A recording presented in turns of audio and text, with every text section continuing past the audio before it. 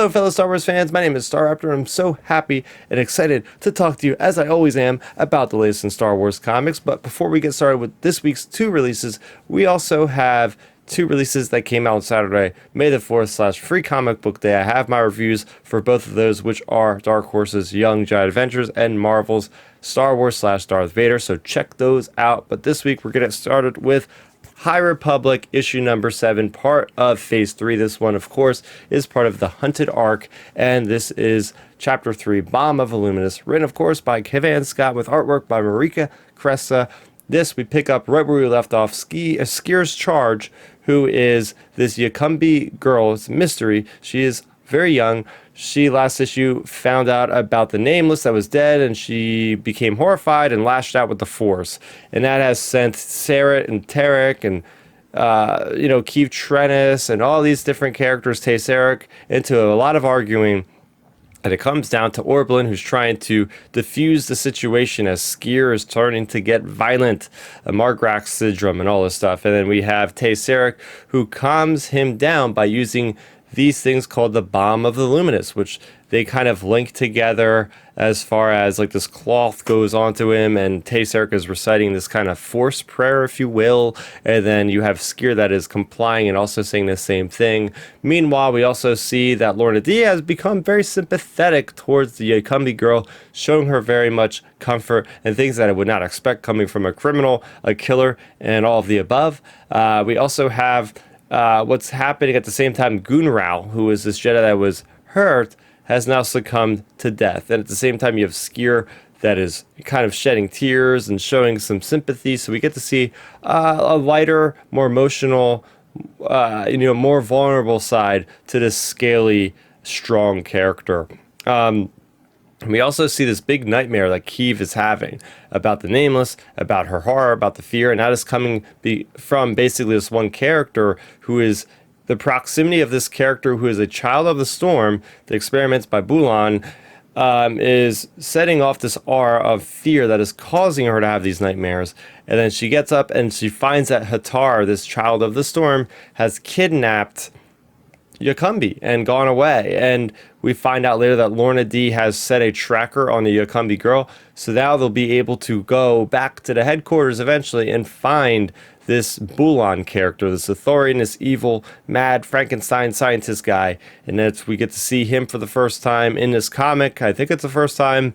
And yeah, that's basically where this ends. But yeah, we get to see Boolan trying to do some fun things, becoming like part of like somebody as the goo and then getting thrown to the other person.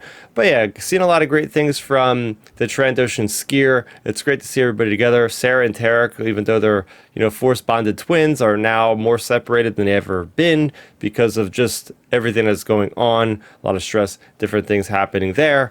Getting into the next one, we have Darth Vader. This is issue number 46. This is part of the Raising of Exegol. This is part 1 of Raising of Exegol. This is Greg Pak has written this one with Raphael Ayenko on pencils.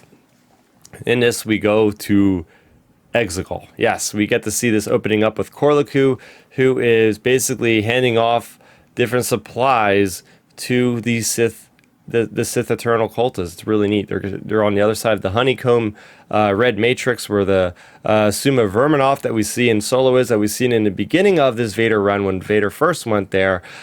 We see that thing there, and they're bypassing that.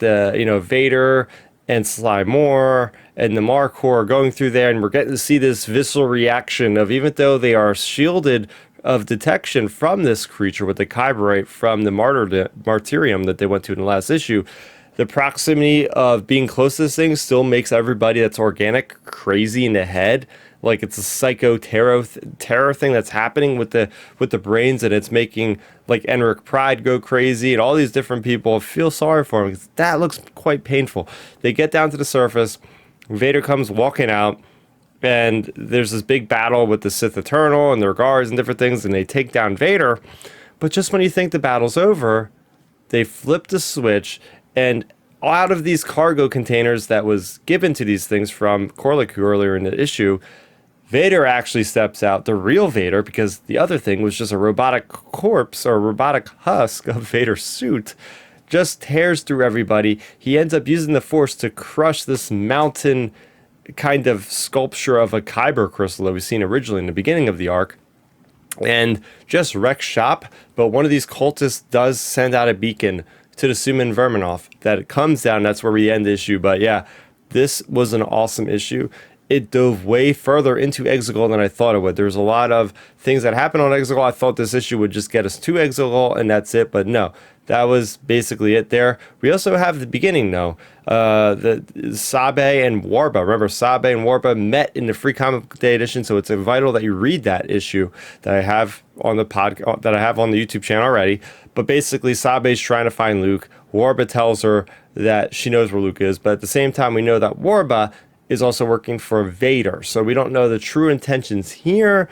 Warba is she lies a lot, so we're going to see where this story goes. I'm not quite sure what the motivation for Sabe to find Luke is. We know that Warba wants to find Luke because she's working for Vader, so that story is also in the midst.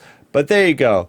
Let me know in the comment section below what you thought of these comics, and for more, you're already in the right place. Go ahead and check out those other videos I have on the channel pertaining to comics that I talk about on a weekly basis. That's going to do it for me, Starrapter. Thank you so much for watching, and may the Force be with you always. Thanks for checking out the video. Please hit that thumbs up symbol. It helps me know that I'm making content that you guys enjoy. And if you enjoyed this video, I also include 2 videos down below you guys should check out. And please consider subscribing to this channel. It helps support me and it notifies you guys of when I get new videos up on the channel. You can also contact me on Twitter, Facebook, and Instagram at Starrapter.